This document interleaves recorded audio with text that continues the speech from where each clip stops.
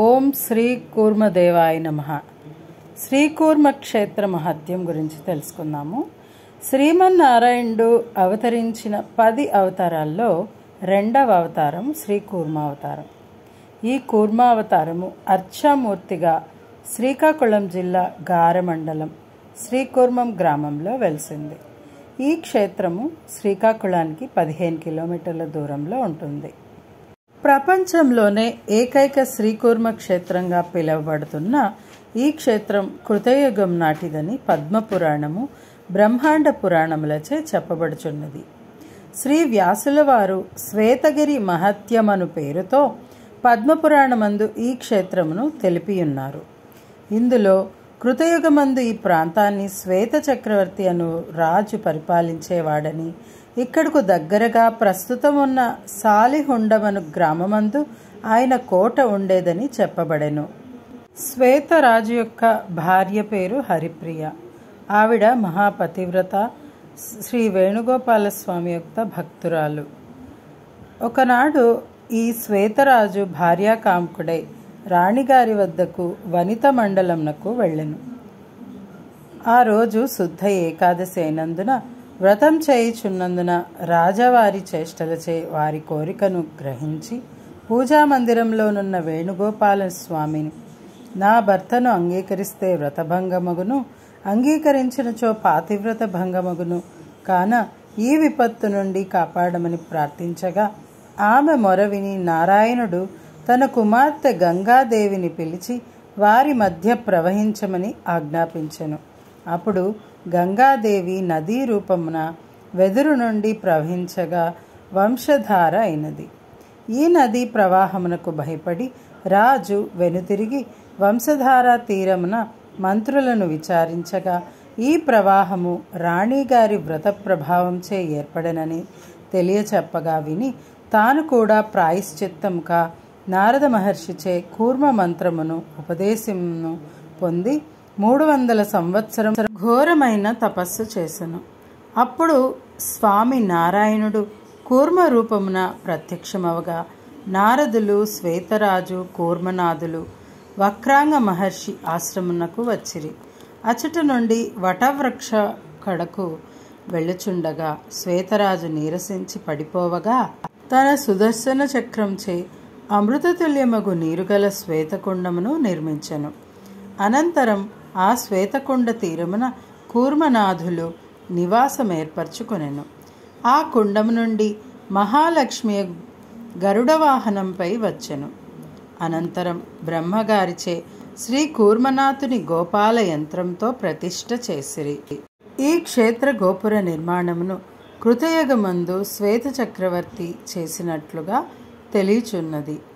త్రేతాయుగమునందు కుశలవులు వచ్చి వారి శనిగ్రహ దోష నివారణకు పంచామృతాభిషేకంను జరిపించుకొనెను. ద్వాపరమందు బలరాముడు స్వామిని దర్శించి ఆనందపడి ఈ క్షేత్రమును పోలిన మరొక దేవాలయము నిర్మాణం చేయవద్దని శాసనం చేసినట. అందువలన ప్రపంచంలోనే ఏకైక కూర్మ క్షేత్రం ఇది. దుర్వాస మహర్షి ఈ క్షేత్ర సందర్శన చేసి 3 లక్షల మూలమంత్ర జపం చేసి సిద్ధి పొందెను. ఇచట ప్రతి మాఘ శుద్ధ చవితి నాడు గంగా గమన యాత్ర జరుగును. గంగాదేవి అందరి పాపములు నాలో మునిగినందున నేను తీసుకొనిచున్నాను కావున ప్రాయశ్చిత్తం చెప్పమని స్వామిని ప్రార్థింపగా, తన సుదర్శన చక్రంచే ఏర్పడినందున ఇప్పటికినీ కూర్మగుండ మందు సుదర్శన చక్రం ఉన్నందున దాని యందు స్నానం చేయమనగా, సుదర్శనము ద్వారా ఏర్పడిన బిల మార్గం ద్వారా వచ్చి స్నానం చేయును. అందువలన ఇచట పితృకార్యములకు ప్రసిద్ధి చెందినది. అస్థికలు రాళ్లుగా మారునని తెలియచున్నది. శాసనములు మాత్రం 6-7 శతాబ్దముల నుండి కలవు. అది శంకరాచార్యుల వారు ఈ క్షేత్రమునకు వచ్చి తన ఆరాధన యందుగల సుదర్శన సాలగ్రామమూర్తిని సమర్పించిరి. ఇప్పటికిని ఆ మూర్తిని మూలవరులకు తోక భాగమున దర్శించుకొనవచ్చును. 12వ శతాబ్దమున భగవద్ రామానుజులు 16 దివ్యక్షేత్రములను జైత్రయాత్ర చేసిరి. వానిలో పురుషోత్తమ క్షేత్రమునకు వచ్చిరి. అక్కడ గల ఆరాధనా విధానమును సవరించుటకు పూనుకొనగా అర్చక స్వాములు స్వామిని పాత ఆరాధనా విధానమే ఉండునటుల ప్రార్థించిరి.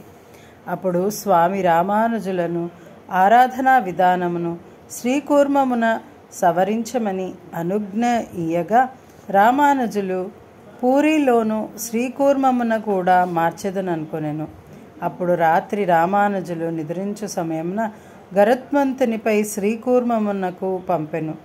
ద్వాపరయుగం వరకు విష్ణు క్షేత్రంగా గల ఈ క్షేత్రము వీరశైవము ప్రబలియున్న రోజుల్లో శైవారాధన జరిగినది. భగవద్ రామానుజుల వారికి స్వామి స్వప్నమందు కనిపించి తనను కూర్మరూపంగా ప్రకటించమనగా భద్రదేవుని వద్ద వాదించి కూర్మరూపంగా ప్రకటించిరి. ఆ సమయంలోనే రామానుజులు స్వామికి వెనుక వైపు కూర్చుని ప్రార్థించగా స్వామి పశ్చిమ దిక్కునకు తిరిగినట్టు తెలియచున్నది. అందువలనే ఈ క్షేత్రమున తూర్పు పడమరలుగా 2 ధ్వజస్తంభములుండుట విశేషము. అటులనే బిల్లురాజు కొరకు స్వామి పశ్చిమ దృష్టి కలిగినట్టు కూడా చెప్పబడెను. అనంతరము స్వామిని నమ్ముకొని సేవ చేసుకొనుచున్న అర్చక స్వాములకు పాంచరాత్రాగమ ప్రకారం శ్రీవైష్ణవ దీక్షనిచ్చి భగవద్ రామానుజులు చక్రాంకణం చేసిరి. ఈ విధానము ఇప్పటికీ పాటింపబడుచున్నది. మరియు భగవద్ రామానుజులు వారి నిత్య గ్రంథముననుసరించి ఆరాధనను 3 దినములు స్వయంగా చేసి 16 గోత్రముల శ్రీవైష్ణవ స్వాములను విశిష్టాద్వైత ప్రచారము మరియు దేవాలయములలో స్థానాచార్య మరియు దివ్య ప్రబంధాధ్యాపకులను కాంచీపుర సమీపమున గల తూప్పిల్ అను గ్రామము నుండి తీసుకుని వచ్చి నియమించిరి. ఇప్పటికి ఆ వంశముల వారే వానిని నిర్వహించుచున్నారు. రామానుజుల వారికి స్వప్నమందు కనపడి ఇచ్చట గల పొలములందు ఉత్సవులు కేశవ పెరుమాళ్ళు అమ్మవార్లతో సహా దొరికిరి. 13వ శతాబ్దంన నరహరి తీర్థులు వచ్చి తమ ఆరాధన ఎందుగల రాముల వారి చేర్తిని విగ్రహములను సమర్పించిరి. 1512వ సంవత్సరంలో కృష్ణ చైతన్యులు వచ్చి స్వామి ప్రసాదంతో వాసుదేవుడను కుష్ఠరోగికి రోగం నయం చేసిరి. వారి పాదచిహ్నములు కూడా ఇచ్చట కలవు. ఇంకను ఈ ప్రసాదం కొరకు తిలోత్తమ తపస్సు చేసి ప్రసాదాధికారం పొందెను. సత్యతప్పునకు ఈ ప్రసాదం వల్ల శత్రు సంహారం జరిగింది. కాన ఈ క్షేత్రము వివిధములైన సంప్రదాయస్థులకును ఆరాధ్య క్షేత్రము. మరియు ఈ క్షేత్రంన శంఖనిధి పద్మనిధి కలవు. వీనికి పాలకులుగా బలరామకృష్ణులు వ్యవహరింతురు. పరివార దేవతలుగా వైకుంఠనారాయణులు వైష్ణవి దుర్గ కలరు. ఆళ్వార్ల సన్నిధులు 2 కలవు. భగవద్ రామానుజాల వారి సన్నిధి కలదు. ఇచ్చట బేడా మంటపంలోనున్న చిత్రములు 6వ శతాబ్దం నాటివని తెలియచున్నవి. ఇచ్చట దక్షిణ బేడాలో శేషపాన్పు చిత్తరువు మనం ఎటు నుంచి చూసినా మనవైపే చూచును. ఇట్టటి విమానమును గోపురము గాంధర్వ విమానం అందురు. విమానంపై గల విమాన నారసింహుని ముందుగా దర్శించి లోపల స్వామిని దర్శించుకునవలను. క్షేత్ర మహత్యమందు చెప్పబడెను. వాహనములన్నీ 13-15వ శతాబ్దముల నాటివి. ఈ క్షేత్రమును ఒకసారి దర్శించినచో అభివృద్ధి, ఐశ్వర్యం, శనిగ్రహ దోష నివారణ జరుగును. ఈశాన్యమున ఇచటి నుండి కాశీకి సొరంగ మార్గం కలదు. ఈ క్షేత్ర సందర్శనం వలన మానసిక ప్రశాంతత కలుగటయే కాక పునర్దర్శనము లభించును. ఇచటి స్తంభములపై 4 భాషల్లో శాసనములు గలవు. ప్రతి స్తంభము ప్రత్యేక ఆకృతిని కలిగి ఉండును. సోమసూత్రముల గల తీర్థం తొట్టి తీర్థమును పంటలకు చీడపీడలు కలిగినను మానవులకు బొల్లి శోభి మొదలగునవి వచ్చినను రాయట వలన తగ్గుట ప్రత్యక్ష నిదర్శనం. ఈ క్షేత్రం పూసపాటి వంశస్థులైన విజయనగరం గజపతుల వారి సంస్థానములో గల 105 ఆలయముల్లోనిది. ప్రస్తుతం వంశపారంపర్య ధర్మకర్త శ్రీ శ్రీ శ్రీ అశోక గజపతి మహారాజుచే 7/2/2020 దిన అష్టతీర్థముల సందర్భంగా ఆవిష్కరింపబడినది. మంగళం మహత్. ఇదండి శ్రీకూర్మ క్షేత్ర స్థల పురాణం. శ్రీకూర్మ స్వామి యొక్క ఆశీర్వాదాలు మనందరి మీద ఉండాలని కోరుకుంటూ సుందర సాయి సుధా నుంచి మీ పల్లవి.